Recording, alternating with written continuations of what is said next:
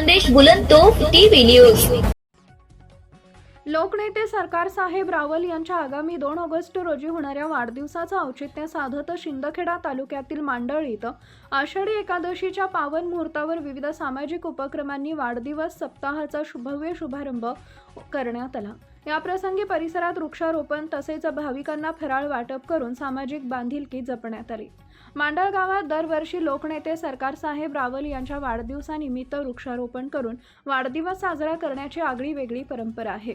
यंदा 2 ऑगस्ट रोजी दोंडाईचा इथं त्यांच्या वाढदिवसानिमित्त मोठ्या प्रमाणावर मध्यवर्ती भव्य कार्यक्रमाचं आयोजन करण्यात आलंय। त्यामुळे मांडळ येथील सामाजिक उपक्रम आणि वाढदिवस सप्ताहाचा प्रारंभ आषाढी एकादशीच्या शुभ मुहूर्तावरच पार पडला।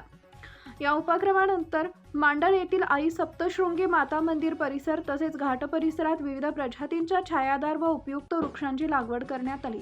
वृक्षारोपणानंतर आषाढी एकादशी निमित्त उपस्थित ग्रामस्थ महिला व भाविकांना फराळाचे वाटप करण्यात आले। यावेळी उपस्थितांनी आई सप्तशृंगी मातेच्या चरणी सामूहिक प्रार्थना केली। सरकार साहेब रावल यांना उत्तम आरोग्य व दीर्घायुष्य लाभावे, त्यांच्या हातून घडणाऱ्या सामाजिक कार्याला अधिक बळ मिळावं आणि जनसेवेची प्रेरणा कायम राहावी असा मनोमन निरोप व प्रार्थना या प्रसंगी व्यक्त करण्यात आल्या। या सामाजिक कार्यक्रमाला राजकीय, सामाजिक आणि प्रशासकीय क्षेत्रातील अनेक मान्यवर तसेच ग्रामस्थ मोठ्या संख्येने उपस्थित होते।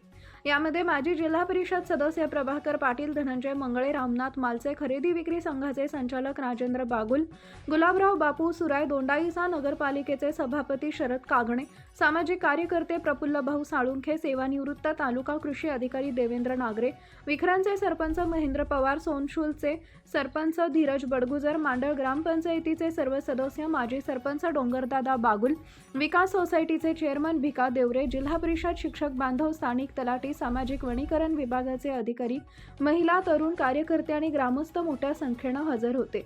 या स्तुत्य उपक्रमासाठी सामाजिक वनीकरण विभागानं झाडे उपलब्ध करून देऊन विशेष सहकार्य केले। सूत्रसंचालन मांडळ ग्रामपंचायतीचे माजी उपसरपंच तथा गट नेते रामकृष्ण जगन्नाथ मोरे यांनी अत्यंत प्रभावीपणे केले। मुख्य संपादक यादवराव सावंत।